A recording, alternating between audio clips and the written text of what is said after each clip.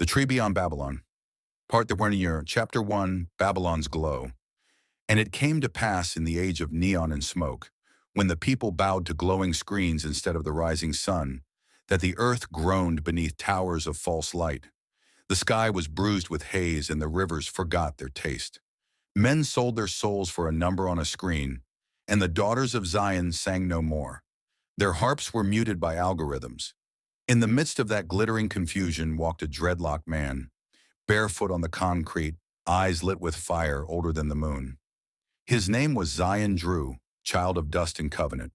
They said he was mad. He spoke to the wind, called lightning by name. But those with ears could feel the rhythm in his footsteps, a drumbeat whispering, "The earth still remembers." He wandered through the ruins of temples now called corporations, collecting broken glass like relics, saying, "Even these shards once knew the sun." And the people mocked him, yet secretly feared the calm in his voice. One night under the humming power lines, he lifted his hands to the unseen heavens and cried, "Most High, show me if any root still lives beneath this Babylon." And thunder rolled like a lion answering its cub. Chapter 2. The Call of Zion. Drew, in the silence after the storm, Zion Drew dreamed. He stood upon a mountain made of rusted circuits, and from its heart grew a single green shoot. A voice like water spoke. "Wisdom from this tree is more precious than gold and diamonds. It was planted by my hand before the foundation of stars. Rise, Nazarite. Seek the root beneath Babylon's feet. Plant again what man has burned when he awoke. His locks dripped with dew, though no rain had fallen. He knew the dream was not illusion, but instruction.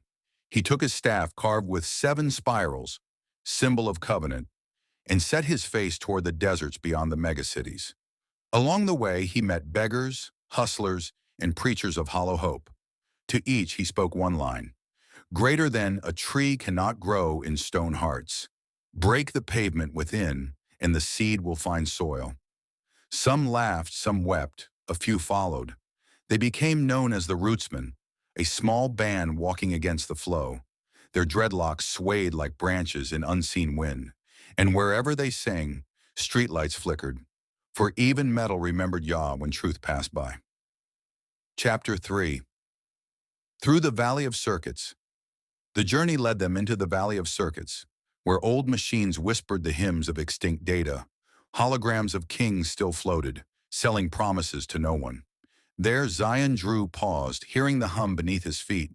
He struck the ground with his staff, and sparks leapt like fireflies. Out of the dust rose echoes of lost ancestors. Voices coded into the field, crying, "Greater than we were silenced, but our song remains in the wires." Zion bowed his head and prayed, "Yah, release them from the grip of false memory. Turn these circuits into roots of living light." At his word, the earth trembled. Metal softened like clay, and from every broken processor sprouted shoots of green. The rootsmen fell to their knees, weeping, laughing, for they saw life returning where death had ruled. But the rulers of Babylon watched through their towers. They saw the greening of the valley and feared the loss of control. They sent drones and soldiers of code to burn the sprouts. Zion Drew stood before them, unarmed, saying, "You can scorch the leaf, but not the root. For the root lives in every righteous heart." Lightning split the sky. The machines froze, their circuits overloaded by the pulse of truth. When the smoke cleared, only silence remained.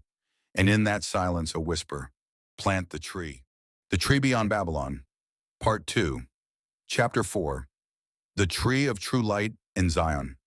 Drew came to a valley shaped like a heart, where the soil was black with ash, yet soft beneath his feet. The sun hid behind smoke, but a single beam broke through, touching the ground like a finger of Jah himself. He knelt and pressed his palm into that spot. The earth pulsed. The beat matched his own heartbeat. He took from his pouch a seed the color of old gold, a seed he had carried since the dream. "Greater than, this is not a seed of flesh on," he said, "but a seed of faith. It will rise only through obedience." He dug a shallow hole with his hands and placed the seed within. Then he poured out the last of his drinking water, saying, "Let my thirst become its rain." Thunder rolled again. From that humble patch of ground sprang a shoot that glowed like moonlit fire. Its leaves were translucent, its veins humming with sound. The rootsmen trembled, for they felt the rhythm of creation restart. Zion Drew lifted his staff and cried, "Behold the tree of true light. From this root shall spring a forest that feeds the clouds, rivers running upward, blessing those below." And the wind answered, Selah. Chapter 5, Rivers in the Sky. Word spread faster than electricity. Pilgrims came from ruined cities and silent farms, each bringing a handful of soil from their homeland. They laid it around the base of the tree, and the roots reached out to greet them like old friends. Soon moisture rose from the leaves, not mist but pure living water spiraling into the heavens. Clouds gathered above, dark yet luminous, and from them fell rain that healed what fire had scarred. Babylon's rulers watched their towers rust, their machines shorted under holy rain. Some repented and came barefoot to the valley. Others fled, clutching idols that melted in their hands. Zion Drew spoke to the gathering crowd, "Do not worship this tree, for it is not your God. It is a mirror. If you see light within it, that light already lives in you." The people began to sing, languages old and new braided together. Children danced in the rain. Elders lifted their faces to heaven. For a brief moment, the earth remembered Eden. Chapter 6. Eternal Roots. Years passed like minutes in that holy valley. Forests spread where wastelands had been. Streams carved new paths through stone. Yet Zion Drew never claimed a throne. He sat beneath the tree, writing words in the dust. Greater than as above so below, as within so without. Each heart a seed, each seed a world. When people asked what came next, he smiled and said, "Yah wisdom is infinite. We learn something new every day." One night, as the moon crowned the branches in silver, a voice like gentle thunder whispered again, "The forest is born, but the world is wide. Go forth, Nazarite, and awaken the roots in other lands." Zion Drew rose, his staff glowing faintly, locks swaying like vines heavy with promise. He looked once more upon the tree of true light, now tall as a mountain and humming like a living psalm. "Greater than they tried to break the tree," he said softly, "but they did not know. The tree was never one. Every righteous soul is a root. Together we make the forest."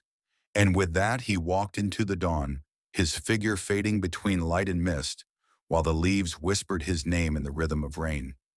The rootsmen watched him go and declared, "The mission continues. No chains can stop your army." Some say he journeyed beyond the seas, others that he became the wind itself. But wherever truth is spoken and hands reach for the light, the spirit of Zion Drew still moves. Watering seeds, guiding dreamers, teaching that wisdom is more precious than gold and diamonds, and that the story never ends.